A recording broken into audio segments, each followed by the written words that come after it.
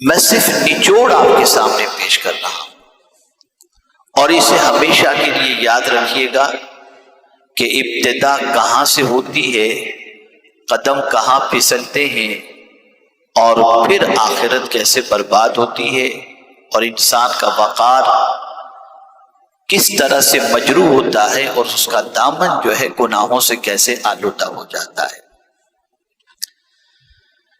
قرآن کہتا ہے انما اموالکم و اولادکم فتنہ، بے شک تمہارا مال اور تمہاری اولاد یہ آزمائش ہے۔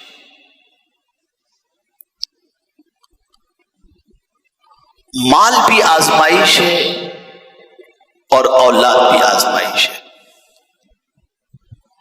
اور اگر آپ انسانی زندگی کا جائزہ لیں تو انسان کی زندگی زیادہ تر انہی دونوں چیزوں کے لیے خرچ ہوتی ہے۔ اس کا زیادہ وقت اگر آپ دیکھیں صبح سے لے کر رات تک یا رات سے لے کر صبح تک، تو جن چیزوں کو حاصل کرنے یا جن چیزوں کی راحت پہنچانے کا جو تصور ہے وہ انہی دو چیزوں سے متعلق ہے، یا تو بہت مال حاصل کرنا، اور یا پھر یہ ہے کہ اولاد کو آسائش کے سامان مہیا کرنا اور اولاد کو اچھی طرح سے دیکھنا۔ مال بنفس نفیس برا نہیں ہے، مال کمانے سے قرآن منع نہیں کرتا، بلکہ قرآن مال کمانے پر ابھارتا ہے۔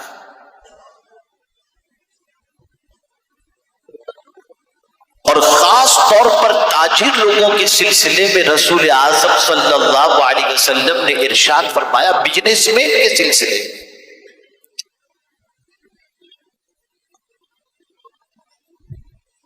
کہ کوئی بزنس مین کا مرتبہ ہلکا نہیں ہے، بہت بڑا مرتبہ ہے، شرط یہ ہے کہ اس میں دو چیزیں پائی جائیں۔ رسول رحمت صلی اللہ علیہ وسلم نے فرمایا، التاجر الصدوق الامین مع النبیین والصدیقین والشہداء والصالحین۔ سچا تاجر، سچ بولنے والا بزنس مین اور امین بزنس مین، یعنی امانت میں خیانت نہ کرنے والا بزنس مین، اگر کوئی ایسا بزنس مین ہے جو سچ بولتا ہے اور امانت میں خیانت نہیں کرتا، تو حضور فرماتے ہیں وہ نبیوں کے ساتھ رہے گا، صدیقین کے ساتھ رہے گا، شہداء کے ساتھ رہے گا۔ تو سچے تاجر کے مرتبے کو حضور نے اتنا بلند کیا کہ اسے اپنا ساتھ عطا فرما دیا، اپنی معیشت عطا فرما دی، جس معیشت کو حاصل کرنے کے لیے صحابہ کرام علیہم الرضوان اپنا سب کچھ لٹا دیتے تھے کہ کسی بھی طرح سے حضور صلی اللہ علیہ وسلم کا قرب ہمیں نصیب ہو جائے۔ تو مال کمانا بنفس نفیس برا نہیں ہے، کمائیں، بلکہ حدیث شریف میں ہے ایک صحابی فجر کی نماز کے بعد کوئی خاص ذکر و اذکار انہوں نے نہیں کیا، کام کاج کے لیے نکل پڑے، تو چند صحابہ بیٹھے تھے جو مسجد میں ذکر و اذکار کرنے کے لیے، انہوں نے آپس میں گفتگو کی، کیا ہی بہتر ہوتا کہ تھوڑی دیر بیٹھ کر کے یہ اللہ کا ذکر کر لیتے۔ فجر کی نماز پڑھی اور نکل گئے کام کاج کے سلسلے میں، دنیا کمانے کے سلسلے میں تھوڑی دیر رک جاتے ہیں، ان کو ذکر و اذکار کر کے جاتے۔ حضور صلی اللہ علیہ وسلم نے ان کی گفتگو سن لی۔ اب سنیے حضور کیا ارشاد فرماتے ہیں۔ آقا کریم صلی اللہ علیہ وسلم ارشاد فرماتے ہیں کہ اگر یہ جانے والا جو کہ تجارت کے لیے گیا ہے، اگر یہ جانے والا اس لیے گیا کہ حلال روزی کما کر اپنے ماں باپ بیوی بچوں کا پیٹ بھرے اور محتاجی سے بچائے، تو اس کا یہ جانا یہ ذکر کرنے سے بہتر ہے۔ تو مال کمانا برا نہیں ہے، قطعی طور پر برا نہیں، ضرور کماؤ۔ بلکہ ایک صحابی نے رسول رحمت صلی اللہ علیہ وسلم سے اپنے وصال سے پہلے جب ان کو فیلنگ ہونے لگی کہ میری زندگی اب مختصر ہے، میں اس دنیا سے چلا جاؤں گا، تو انہوں نے سوچا کہ چلو میں اپنا مال سب صدقہ کر دوں۔ تو انہوں نے حضور صلی اللہ علیہ وسلم سے عرض کیا کہ میں چاہتا ہوں کہ سب صدقہ کر دوں۔ سرکار نے فرمایا نہیں، کچھ رکھ چھوڑو، سب مت دو، تھوڑا سا رکھو، تمہاری اولاد کے لیے رکھ کر کے جاؤ، اس لیے کہ تمہارا اپنے بچوں کے لیے کچھ نہ رکھ کر کے مرنا اور اس کے بعد تمہارے بچوں کا ہاتھ پھیلا کر بھیک مانگنا، اس سے بہتر ہے کہ ان کے لیے رکھ کر کے چھوڑو، اور یہ رکھ کر کے چھوڑنا صدقے سے بھی افضل ہے۔ ذہن میں رکھیں آپ۔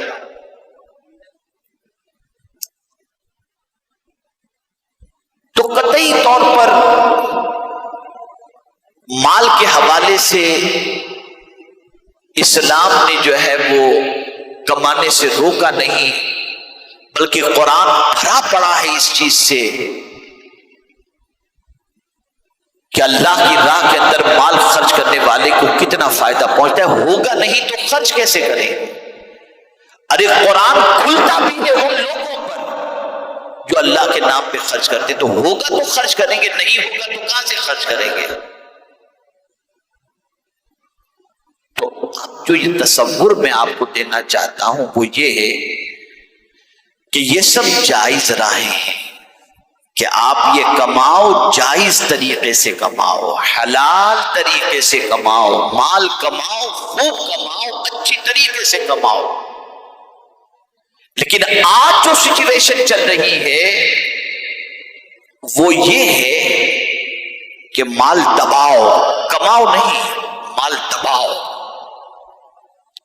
اس کا بھی دباؤ، اس کا بھی دباؤ، جیسے چاہو دباؤ، اور جو جیسا چاہے کھاؤ، اور اسی مال کمانے کی ریس کے اندر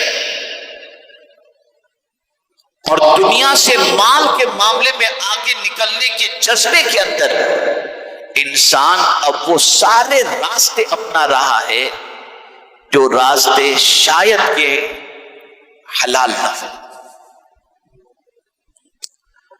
اور اس سلسلے میں مسلمان کا معاملہ سب سے ٹاپ لیول پر ہے۔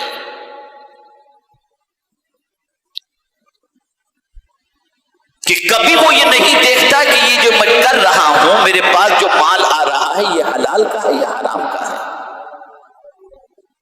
یہ جائز ہے یا ناجائز ہے۔ ایک تصور ذہن میں آ گیا، کماؤ۔ اور میں بڑی معذرت کے ساتھ عرض کرتا ہوں، پوری دنیا کے اندر سب سے زیادہ نشے کی عادت اور منشیات کو پھیلانے والا اور اس کی تجارت کرنے والا کوئی اور نہیں، مسلمان ہی ہے۔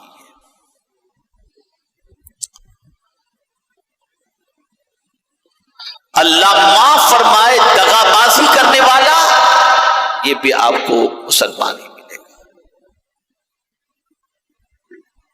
اور کما کر کے عیاشی میں اڑانے والا یہ بھی مسلمان ہی آپ کو ملے گا۔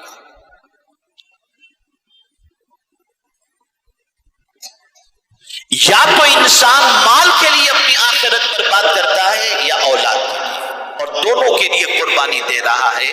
ایک انسان سے آپ پوچھیں کہ صبح سے لے کر رات تک تم کیوں اتنی محنت کرتے ہو، تو وہ جواب میں دے گا، کہے گا کہ مجھے میرے بیٹے کو ڈاکٹر بنانا ہے، انجینئر بنانا ہے، لائر بنانا ہے، یہ بنانا ہے، وہ بنانا ہے، میں اس کے لیے اشارہ کرنا ہوں۔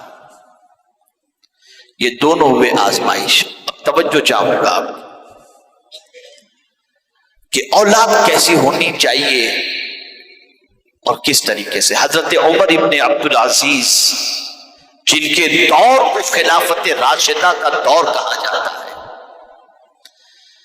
جب وہ خلافت کے منصب پر فائز ہوئے تو بہت ساروں کا مال پہلے ان سے جو تھے انہوں نے لے رکھا تھا۔ جو صحیح تھا غلط تھا سب ایسا ہی تھا۔ جب خلافت کے منصب پر بیٹھے تو انہوں نے ارادہ کیا کہ جن جن لوگوں کا مال لیا گیا ہے ان ساروں کا مال لوٹا دیا جائے۔ بیٹے کی عمر 16 سال کی ہوگی کم و بیش حضرت عمر ابن عبدالعزیز رضی اللہ تعالی عنہ کی۔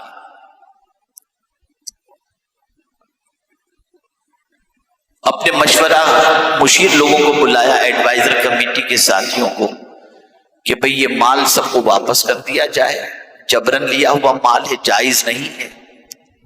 تو ایک کام کرتا ہوں، اس وقت ظہر کا وقت ہے، میں ظہر کی نماز ادا کر کے تھوڑا سا قیلولہ کر لوں، آرام کر لوں، اور عصر کے بعد کا سب کو ٹائم دے دیا جائے، عصر کے بعد سب کا مال سب کو دے دیا جائے گا۔ بیٹا بیٹھا ہوا تھا،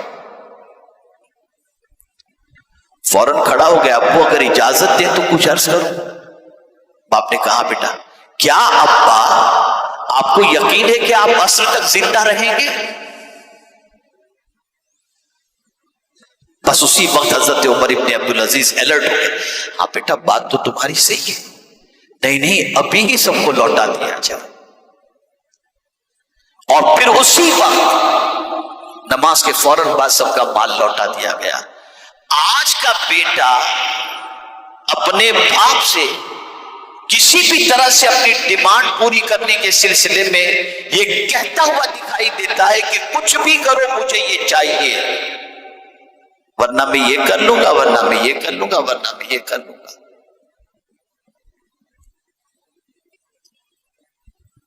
اور انسان اولاد کی آزمائش میں گرفتار جب ہوتا ہے تو پھر اس کے بعد اولاد کی خاطر کچھ بھی کرنے کو تیار ہو جاتا ہے۔ تو یاد رکھیں دنیا میں جتنا بھی ہو رہا ہے یہ دو چیزیں، مال اور اولاد۔